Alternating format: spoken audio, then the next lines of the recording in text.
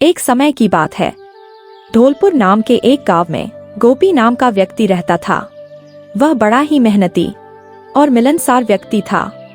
वह गांव-गांव घूमकर टोपियां बेचा करता था। टोपी ले लो, रंग बिरंगी सुंदर सुंदर टोपी ले लो। टोपी ले लो, रंग बिरंगी सुंदर सुंदर टोपी ले लो। वहीं धौलपुर के जंगलों में बातूनी चिड़िया रहा करती थी। वह चिड़िया इतनी बात करती थी कि जंगल के सभी जानवरों ने उसका नाम बातूनी रख दिया था। एक दिन गोपी पास के गांव में अपनी टोपियां बेचने जा रहा था। वह जंगल में चलते चलते थक गया, इसलिए उसने थोड़ा आराम करने का सोचा। बहुत थक गया हूँ, इस पेड़ के नीचे थोड़ा आराम कर लेता हूँ। गोपी थोड़ी देर आराम करने के लिए पेड़ के नीचे लेट गया।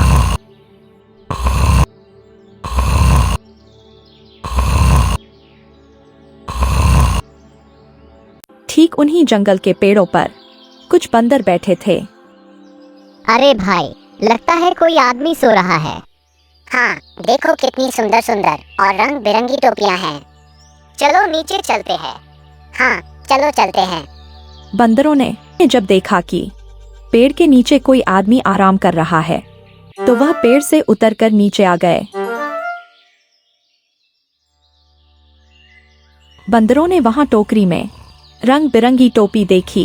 देखो कितनी सुंदर सुंदर और रंग बिरंगी टोपियां हैं। चलो टोपियां पहन लेते हैं। सभी बंदरों ने टोपी पहन ली और वापस पेड़ पर चले गए। उन्हीं जंगलों से बातूनी चिड़िया अपना गाना गुनगुनाते हुए जा रही थी। मैं तो बातूनी बातें करूं ज्ञान की, जो समझे वो ज्ञानी, जो ना समझे अज्ञानी। तभी बातूनी चिड़िया की नजर जंगल में पेड़ के नीचे सोते हुए गोपी पर पड़ी। लगता है कोई आदमी सो रहा है, कोई व्यापारी लगता है, लेकिन उसकी सारी टोपियां तो बंदर ले गए। चलो मैं जाकर उठा देती हूँ। बातूनी चिड़िया नीचे आती है और गोपी को उठाती है।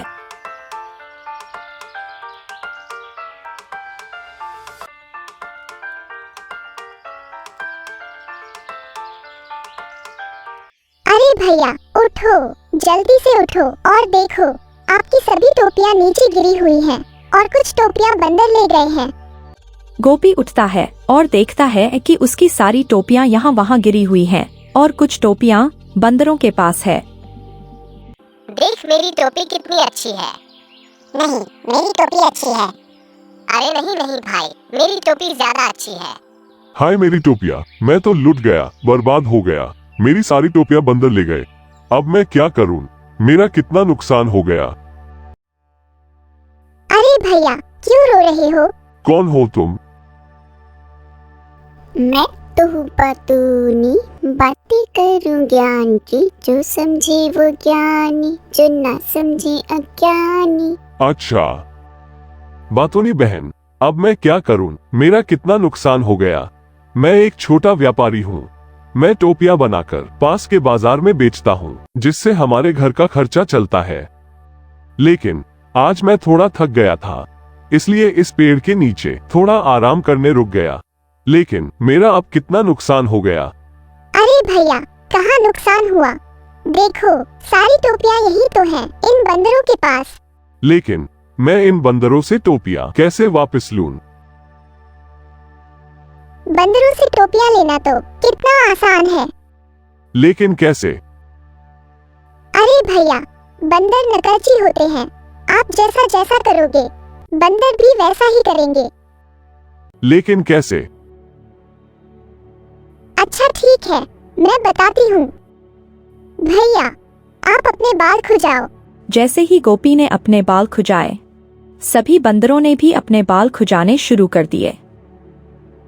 देखो, सभी बंदर भी अपने बाल खुजा रहे हैं। अब आप ताली बजाओ। जैसे ही गोपी ने ताली बजाई, सभी बंदरों ने भी ताली बजानी शुरू कर दी।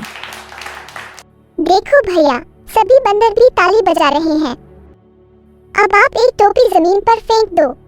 जैसे ही गोपी ने एक टोपी जमीन पर फेंकी, सभी बंदरों ने भी टोपी फेंक दी। देखो भैया, सभी बंदरों ने भी टोपी फेंक दी। अब जल्दी से सारी टोपियां उठा लो। गोपी ने जल्दी जल्दी टोपियां इकट्ठी की और बातूनी को धन्यवाद कहा। धन्यवाद बातूनी बहन, आज आपने मुझे बचा लिया। अरे भैया, आज आपको एक नई सीख मिली।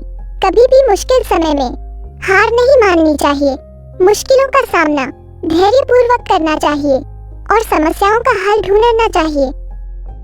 अच्छा भैया, अब मैं चलती हूँ। बातूनी चिड़िया ये कहकर अपना गाना गुनगुनाते हुए चली जाती है। मैं तो बातूनी, बातें करूं ज्ञान की, जो समझे वो ज्ञानी, जो ना समझे अज्ञानी। गोपी अपनी टोपियों की टोकरी ले लो, उठाता है रंग और बिरंगी चला जाता सुंदर है। सुंदर टोपी ले लो, टोपी ले लो, रंग बिरंगी सुंदर सुंदर टोपी ले लो। एक समय की बात है, धौलपुर गांव के घने जंगलों में एक चिड़िया रहा करती थी। वह चिड़िया इतनी बात करती थी कि जंगल के सभी जानवरों ने उसका नाम बातूनी रख दिया था। धौलपुर गांव में एक राजा था और उस राजा के आलीशान महल के अंदर एक सुंदर सा बगीचा था और उस बगीचे में एक खूबसूरत सा काले अंगूर का पेड़ था। बातूनी चिड़िया अक्सर अपना एक गाना गुनगुनाया करती थी। मैं तो बातूनी, बातें करूं ज्ञान की, जो समझे वो ज्ञानी, जो ना समझे अज्ञानी।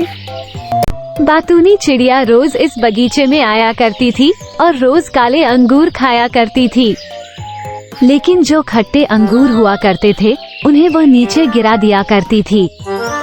उस बगीचे का माली वहाँ खड़े होकर रोज उसे देखा करता था। माली इस बात से बहुत परेशान था क्योंकि बातूनी चिड़िया उसके काले अंगूर बर्बाद कर रही थी।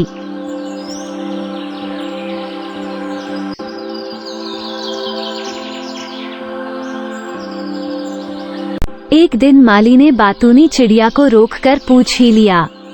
अरे ओ चिड़ैया, नीचे आओ। बातूनी चिड़िया माली की बात सुनकर नीचे आती है। कौन हो तुम और मेरे ये अंगूर क्यों बर्बाद कर रही हो? मैं तो बातूनी, बातें करूं ज्ञान की, जो समझे वो ज्ञानी, जो ना समझे अज्ञानी। अरे बातूनी चिड़िया, अपना गाना गाना बंद करो। पहले ये बताओ कि तुम ये काले अंगूर नीचे क्यों गिरा देती हो? मैं कहाँ गिराती हूँ माली, मैं तो बस वही गिराती हूँ जो अंगूर मीठे नहीं होते। अगर तुम इसी तरह से फलों की बर्बादी करती रही तो मुझे तुम्हारी शिकायत राजा से करनी होगी। मैं तो इसी तरह से अंगूर खाऊंगी। तुम्हें मेरी शिकायत अगर राजा से करनी है तो कर दो, मैं किसी से नहीं डरती। आखिरकार फलों को बर्बाद होते हुए देखकर बातूनी चिड़िया से परेशान होकर बगीचे का माली राजा के पास गया और बोला, महाराज, हमारे बगीचे में रोज एक बातूनी चिड़िया आती है और वो चिड़िया हमारे बगीचे के अंगूर के पेड़ों को खराब कर रही है। इस तरह से तो हमारे सभी अंगूर के पेड़ खराब हो जाएंगे।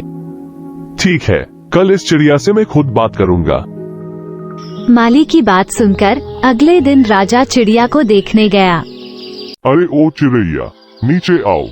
बातूनी चिड़िया राजा की बात सुनकर नीचे आती है। कौन हो तुम और यह अंगूर क्यों बर्बाद कर रही हो? मैं तो बातूनी, बातें करूं ज्ञान की, जो समझे वो ज्ञानी, जो ना समझे अज्ञानी। अपना गाना बंद करो और मुझे ये बताओ कि तुम यह अंगूर क्यों बर्बाद कर रही हो? महाराज, मैं तो सिर्फ अंगूर खाती हूँ और अंगूर खाना कोई गुनाह नहीं है। राजा को बातूनी चिड़िया पर गुस्सा आ जाता है और राजा गुस्से में बातूनी चिड़िया को पकड़ लेता है और कहता है, अंगूर खाना गुनाह नहीं है, लेकिन अंगूर को बर्बाद करना गुनाह है। महाराज, कृपा करके मुझे छोड़ दीजिए। अगर आप मुझे छोड़ देंगे तो मैं आपको ज्ञान की 4 बातें बताऊंगी। अच्छा, तुम मुझे बताओगी ज्ञान की बातें? ठीक है, बताओ, मैं भी तो सुनूं तुम्हारी ज्ञान की बातें। पहली यह है कि हाथ आए शत्रु को कभी नहीं छोड़ना चाहिए। अच्छा, दूसरी बात बताओ। दूसरी यह है कि अनजान की बातों पर कभी विश्वास नहीं करना चाहिए। और तीसरी बात कौन सी है? तीसरी बात यह है कि जीवन में जो हो गया सो हो गया, उसका कभी अफसोस नहीं करना चाहिए। ठीक है, चलो अब चौथी बात बताओ। महाराज, मुझे तकलीफ हो रही है। चौथी बात बताने से पहले आप मुझे थोड़ा ढीला छोड़ दो, फिर मैं बताती हूँ चौथी बात कौन सी है। ठीक है, मैं छोड़ता हूँ। अब बताओ चौथी बात कौन सी है। हाँ महाराज, बताती हूँ। महाराज के छोड़ते ही बातूनी चिड़िया उड़ गई। तब महाराज ने कहा, अरे चौथी बात तो बताती जाओ।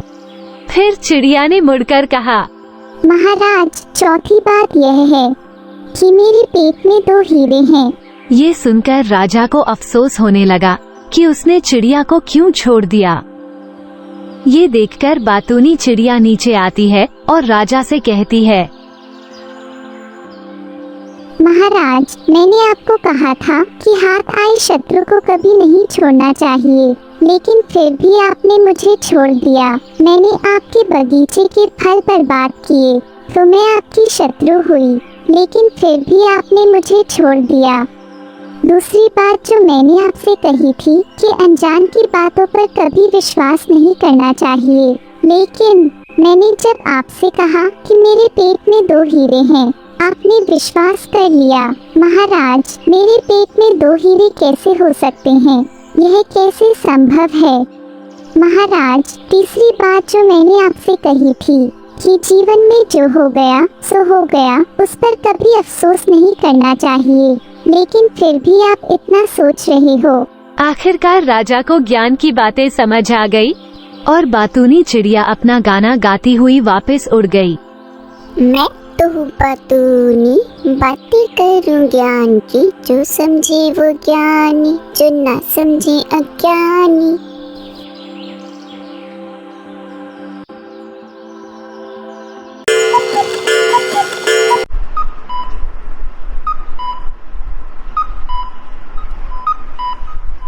अगर आपको हमारी कहानियाँ पसंद आ रही हैं, तो हमारे चैनल को लाइक, शेयर और सब्सक्राइब जरूर करें।